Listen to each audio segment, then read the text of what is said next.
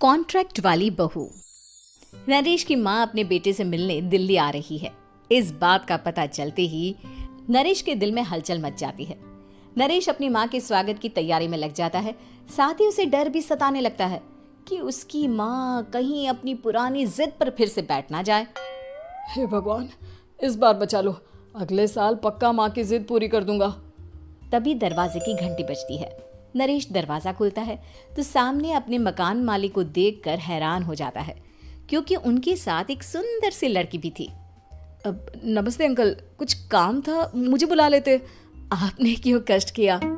अरे नहीं नहीं, इसमें कष्ट कैसा, मैं तो बस तुम्हें रीना से मिलवाने आया था। आज से रीना तुम्हारे साथ इसी फ्लैट में रहेगी। अंकल, कोई लड़का फ्लैटमेट नहीं है? एक अनजान लड़की के साथ रहना मेरे लिए थोड़ा अजीब होगा। देखो नरेश, मैं तुम्हें पहले भी बता चुका हूँ कि इस फ्लैट में तुम्हें किसी ना किसी के साथ एडजस्ट करना ही होगा, या फिर तुम अकेले पूरे फ्लैट का किराया दे दो, मैं किसी को नहीं रखूंगा।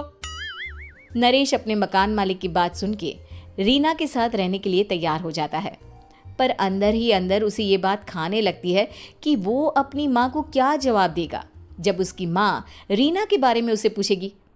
दिन बीतने लगते हैं। नरेश और रीना अच्छे दोस्त भी बन जाते हैं, पर अभी भी नरेश अपनी प्रॉब्लम का सलूशन नहीं ढूंढ पाता। एक दिन नरेश बहुत परेशान सा बैठा होता है। तभी रीना उसे पूछती है, क्या हुआ नरेश, तुम काफी परेशान लग रहे हो, सब ठीक तो है ना? हाँ सब ठीक है, बस एक छोटी सी प्रॉब्लम है। वो एक्चुअली 2 दिन बाद मेरी माँ मुझसे मिलने आ रही है। अरे तो इसमें प्रॉब्लम क्या है, ये तो खुशी की बात है। हाँ रीना, बट मेरी माँ एक जिद लेकर बैठ गई है कि मैं शादी कर लूँ, पर मैं अभी इस चीज़ के लिए तैयार नहीं हूँ। ऊपर से जब वो तुम्हें देखेगी तो 100 सवाल करेगी, क्या जवाब दूंगा? अरे इसमें कोई टेंशन वाली बात नहीं है, मेरे पास ना इस प्रॉब्लम का सलूशन है, जिससे ना तुम्हें शादी करनी पड़ेगी और ना ही तुम्हारी माँ मेरे बारे में कुछ पूछेंगी। रीना की बात सुनकर नरेश सोच में डूब जाता है। वो सोचता है कि रीना खुले ख्यालों वाली लड़की है, कहीं माँ को सच बता ना दे। नरेश को सोच में डूबा देखकर रीना कहती है, अरे क्या हुआ, किस सोच में पड़ गए? डोंट वरी, जैसा तुम सोच रहे हो ना वैसे कुछ भी नहीं है, मेरे पास एक प्लान है। मैं कुछ समझ नहीं पा रहा हूँ, कैसा प्लान? मैं समझाती हूँ। हम ना एक कॉन्ट्रैक्ट मैरिज कर लेते हैं। फिलहाल मेरे पास जॉब नहीं है, तो तुम इस रूम का किराया दे देना जब तक तुम्हारी माँ यहाँ रहेंगी, सिर्फ तब तक।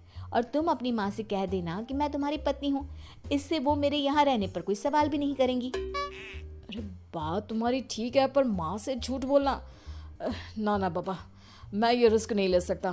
कोई और आइडिया दो ना तुम। देखो मंजूर हो तो बोलो, वरना सच बता दो, मुझे कोई प्रॉब्लम नहीं है। रीना की बात सुनकर नरेश सोच में डूब जाता है। बहुत सोचने के बाद जब उसे कोई रास्ता नहीं मिलता तो वो रीना के बताए हुए रास्ते पर चलने के लिए तैयार हो जाता है। वो रीना से बात करता है और अपनी माँ की पसंद और नापसंद के बारे में बताता है। रीना भी नरेश की सभी बातों को ध्यान से सुनती है ताकि कहीं उससे कोई गलती ना हो जाए। आखिर वो दिन भी आ जाता है जब नरेश की माँ उससे मिलने दिल्ली आ जाती है। नरेश अपनी माँ को फ्लैट पर लेकर जाता है। जैसे ही नरेश की माँ फ्लैट के अंदर जाती है, रीना उसके पैर छू लेती है। ये देखकर नरेश की माँ थोड़ी घबरा जाती है और नरेश से पूछती है, अरे बेटा नरेश, ये कौन है? माँ, ये आपकी बहू रीना है। माफ़ी चाहता हूँ, सब कुछ इतनी जल्दी में हुआ कि आपको बता ही नहीं पाया, इसलिए सोचा कि क्यों ना आपको सरप्राइज दिया जाए। अरे बेटा, मैं तो बस तेरा घर बसा हुआ देखना चाहती थी। हाँ, बहुत अरमान थे अपनी इकलौते बेटी की शादी को लेकर, लेकिन कोई बात नहीं, शायद किस्मत को यही मंजूर होगा। ये कहते ही नरेश की माँ रीना को गले लगा लेती है। रीना बेटिया, मेरा बेटा ना थोड़ा नादान है, पर तुम काफ़ी समझदार लगती हो और मैं जानती हूँ कि तुम इसका बहुत अच्छे से ध्यान रखोगी। माँ आप चिंता मत कीजिए, मैं सब संभाल लूंगी। नरेश की माँ अपने बहू और बेटे के साथ खुशी खुशी रहने लगती है। दिन बीतने लगते हैं। नरेश की माँ और रीना का रिश्ता बहुत मजबूत होता चला जाता है। वो दोनों सारा दिन एक साथ रहती और खूब बातें करती। इधर साथ रहते रहते नरेश और रीना भी एक दूसरे से प्यार करने लगते हैं। दोनों को इस बात का एहसास हो जाता है, फिर भी वो इस बात को छुपा कर ही रखते हैं। एक दिन नरेश की माँ और रीना शादी के बारे में बात करने लगते हैं।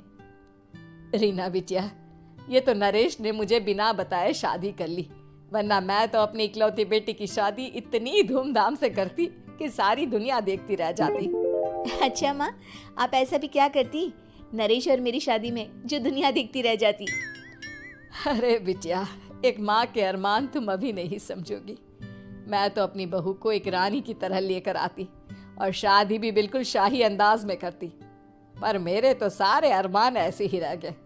खैर, मुझे तो अपने बेटे और बहू की खुशी चाहिए बस। ये कहते हुए नरेश की माँ की आंखों में आंसू आ जाते हैं। रीना भी ये सुनकर ख्यालों में खो जाती है, क्योंकि वो भी मन ही मन खुद को नरेश की पत्नी और उसकी माँ की बहू मानने लगी थी। शाम को जब नरेश ऑफिस से घर आता है तो रीना खुद को रोक नहीं पाती और नरेश के सामने उसकी माँ को अपने और नरेश के रिश्ते का सारा सच बता देती है। रीना की बात सुनकर नरेश की माँ दोनों से बहुत नाराज हो जाती है और घर वापस जाने की बात करने लगती है। तुम दोनों ने मुझसे सच छुपाकर बहुत ठेस पहुंचाई है मुझे। अब तुम लोगों के साथ नहीं रहना चाहती मैं, कल ही वापस चली जाऊंगी अपने घर। माँ, मुझे माफ कर दो, ये सब मैंने रीना के कहने पर ही किया है, वरना मैं भी आपको कभी ठेस पहुंचाने के बारे में सोच भी नहीं सकता। हाँ माँ, हमने ये सिर्फ आपका दिल रखने के लिए किया, प्लीज हम दोनों को माफ कर दीजिए। तुम दोनों ने मेरे अरमानों के साथ खिलवाड़ किया है, और वैसे भी मुझे अपने बेटे के लिए एक अच्छी लड़की ढूंढनी है, इसलिए मेरा यहाँ से जाना ही बेहतर होगा। माँ की ये बात सुनकर रीना खुद को रोक नहीं पाती। माँ, क्या मैं आपके घर की बहू बनने लायक नहीं हूँ? रीना की बात सुनकर नरेश हैरान रह जाता है। नरेश की माँ भी कुछ समझ नहीं पाती। मैं कुछ समझी नहीं, आखिर तुम कहना क्या चाहती हो? माँ, मैं वो नरेश से बहुत प्यार करती हूँ और साथ ही साथ मैं आपको भी अपनी माँ मान बैठी हूँ। आज जब आपकी बातें सुनी तो खुद को रोक नहीं पाई, इसलिए सारा सच आपको बता दिया। रीना की बात सुनकर नरेश की माँ की आंखों में आंसू आ जाते हैं और वो अपने बेटे नरेश और रीना को गले लगा लेती है। मेरे घर की बहू तो सिर्फ रीना बिटिया ही बनेगी। मैं आज ही तुम दोनों की शादी की तारीख निकलवा दूंगी, बस एक बार तुम्हारे घर वाले मान जाए। उसी दिन रीना के माता पिता भी उनके फ्लैट पर आ जाते हैं। दोनों परिवार आपस में बैठकर बातें करते हैं और शादी के लिए राजी हो जाते हैं। रीना भी कॉन्ट्रैक्ट फाड़ देती है और कहती है, सही मायने में मैं अब बहू बनूंगी, अब तक तो सिर्फ कॉन्ट्रैक्ट वाली बहू थी।